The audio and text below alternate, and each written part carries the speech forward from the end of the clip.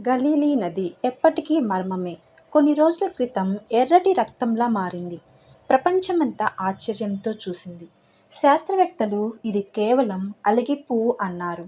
కానీ ప్రజల మనసులో సందేహం మాత్రం మిగిలిపోయింది. ఇప్పుడు మళ్ళీ అదే గ్యాలీ, ఇప్పుడు నది రంగు కాదు. ఆ నది ఒడ్డున దొరికిన రహస్య పడవ వార్తల్లోకెక్కింది. 2000 ఏళ్ల నాటి పడవ దేవుడి అడుగుజాడలతో జ్ఞాపకమే నిలిచింది. అందుకే గ్యాలీ గురించి వినిపించే ఒక్కో కథ ఒక్కో రహస్యంగా నిలుస్తోంది. ఇంతకీ ఏంటి ఆ పడవ? నీ మనసును కదిలించే మర్మాన్ని ఇప్పుడు నేను మీకు చెప్పబోతున్నా. 1986లో గల్లియా సరస్సు ఒడ్డున ఒక అద్భుతం వెలుగు చూసింది. ఇద్దరు అన్నదమ్ములు మట్టిలో దాగి ఉన్న ఓ వస్తువును గుర్తించారు. మొదట దాన్ని సాధారణ చెక్క ముక్క అని అనుకున్నారు. కానీ తవ్వకం పెరిగే కొద్దీ ఒక పూర్తి పడవ ఆకారం బయటపడింది.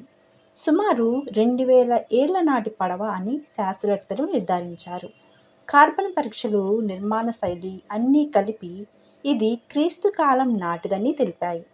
ఈ పడవ సీడార్ చెక్కతో తయారు చేసింది. కొన్ని చోట్లయితే చౌక చెక్కతో మరమ్మతులు చేసిన ఆనవాళ్లు కనిపించాయి. అంటే దీని యజమానులు ధనవంతులు కాకుండా సాధారణ మత్స్యకారులేనని అర్థమవుతుంది. ఈ పడవ చేపలు పట్టడానికి అనువుగా ఉంది. అక్కడే లభించిన నూనె దీపం, వంట పాత్రలు చూస్తే ఈ పడవ రాత్రి ప్రయాణాల కోసం కూడా ఉపయోగించారని సూచించాయి.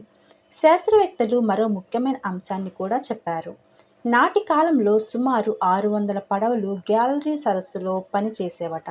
కాబట్టి పడవని దేవుడు ఉపయోగించాడని నిర్ధారించలేమని చెప్పారు. కానీ ఇది అదే తరానికి చెందిన ఒక సజీవ సాక్ష్యంగా నిలుస్తుందన్నారు.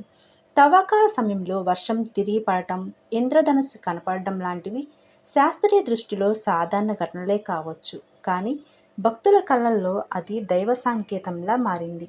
బైబిల్లో గలిలయ సరస్సు దేవుడి జీవితంలోని అద్భుత ఘటనలకు వేదికగా నిలిచింది.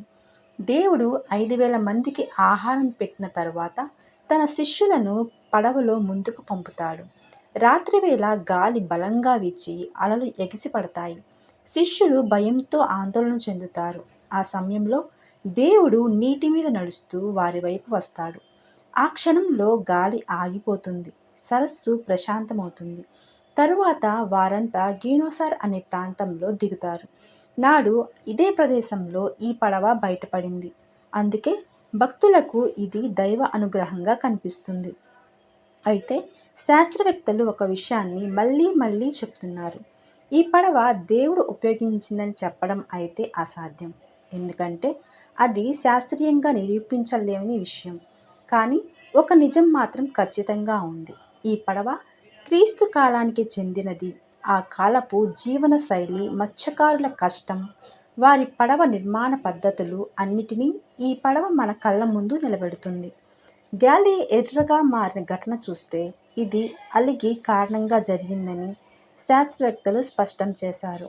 కానీ ప్రజల మనసుల్లో మాత్రం 2 ఘటనలు ఎర్రనది, దేవుడి పడవ ఒకే చోట జరిగాయి. కాబట్టి అవి మర్మంగా కనిపిస్తున్నాయి. అందుకే ఈరోజు మళ్ళీ వార్తల్లోకి వచ్చాయి. శాస్త్రం నిజాలను చెబుతుంది. విశ్వాసం ఆశ్చర్యాన్ని నింపుతుంది.